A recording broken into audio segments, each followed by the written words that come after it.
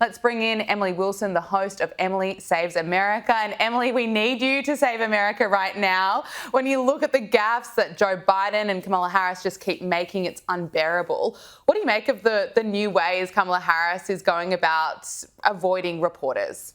Well, it's funny because every time she steps foot outside or she even speaks, Trump increases in the polls. So I think it's fantastic. You also have Trump doing over 2-hour long discussions with Elon Musk. He just did Lex Fridman. He did Theo Vaughn. I mean, Tucker Carlson. I mean, he's on every platform. And meanwhile, every time she talks, we go up in the polls. And keep in mind, this President Biden wasn't mentally fit to stand trial. And she stood there alongside of him and said that he was competent to be the president. Yeah, and she has no regrets about lying to the American people, as we heard in that really hard-hitting interview with CNN last week. But it seems like Kamala Harris has also forgotten that she's running for president because she just keeps acting or trying out these acting skills. She tried the I'm on the phone thing before. But let's listen to how she delivers her scripted lines in Detroit. You better thank a union member for the 5-day work week. You better thank a union member for sick leave. You better thank a union member for paid leave. You better thank a union member for vacation time. It is so hard to watch. Emily's is helping her.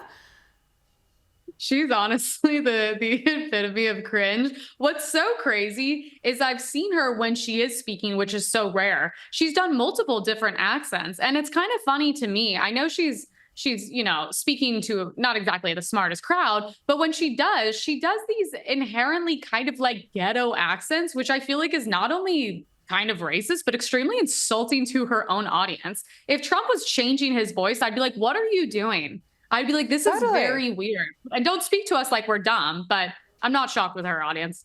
And she does it in front of the cameras. It's I don't know why she's doing it. I feel like she has to be taking it upon herself. Surely no one is advising her to put on these accents. But the White House Press Secretary Karine Jean-Pierre was asked about why Kamala Harris keeps putting on different accents. This is her response. Since when does the vice president have what sounds like a Southern accent? I have no idea what you're talking about.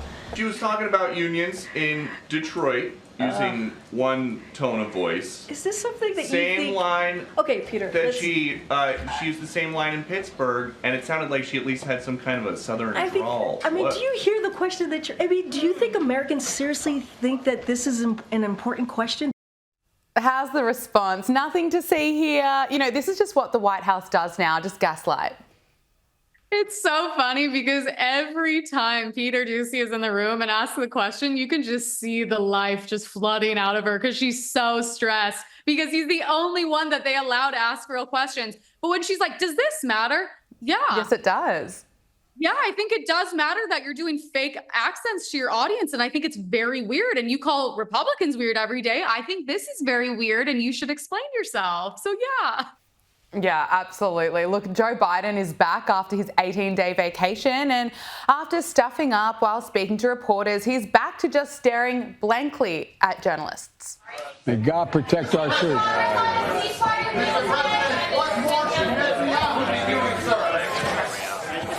President Biden.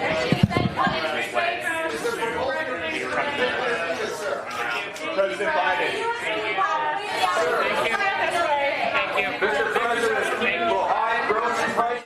Somehow he's still the president of the United States. This is crazy. We don't see him. We don't hear for him. I mean, this is literally just straight up elder abuse at this point. This is so sad. I mean, he must be propped up on so many medications. But then again, he probably thinks that she's the president now because he doesn't know where he is. Let's keep in mind, he's been on vacation like at least 60% of the time he's been president. Trump got shot and hasn't stopped one day. I know, it's incredible.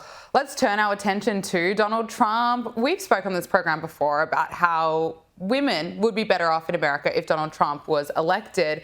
Now, just a few days ago, he announced a policy that would see IVF treatments, all of them, paid for the government or insurance companies. Here is Donald Trump. I'm announcing today in a major statement that under the Trump administration, your government will pay for, or your insurance company will be mandated to pay for, all costs associated with IVF treatment, fertilization for women, IVF treatment.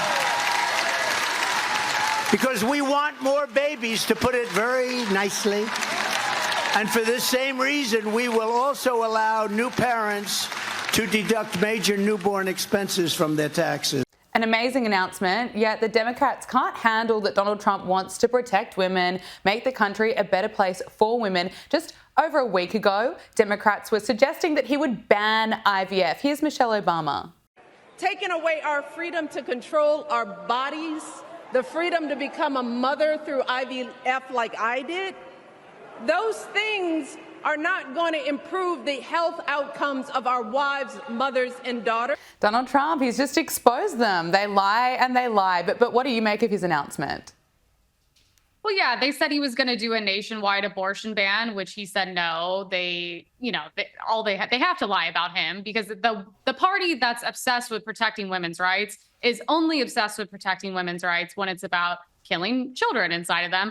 They don't care about the children being slaughtered by immigrants. They don't care about the people, dying from fentanyl across our borders. And it's so funny. Everything they thought they had on him, they don't anymore. And also, I like this because if the right-wing community is going to go off about family and having children and all these things, well, this is right along with our values. This is a beautiful thing to do. And I think it's fantastic. And once again, this is another thing they're not going to have to go against him. And this is all they had. All they had was abortion and IVF.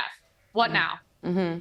Well, it seems like the honeymoon period is over with Kamala Harris. Looking at the odds on Polymarket, Donald Trump is up by 3%. Obviously, anything can happen between now and November 5. But what do you make of the way it's shifting? Yeah, I mean, it's fantastic. I'm on Polymarket every day watching, because basically anytime that Kamala now gives a speech or goes into public, he goes up. And not only that, because I think he's doing so many interviews aggressively and going out there and getting on the ground with people. I think that's why he's doing so well, because a lot of these people who are interviewing him are, I think, a lot of middle voters. And not only that, he's now endorsed by RFK, and those people were definitely middle and definitely left-leaning. And it went from Make America Great Again, which it still is to all of us, to now Make America Healthy Again. So a vote for Kamala Harris is saying you want the country to be dangerous and unhealthy, and therefore you are just straight anti-American.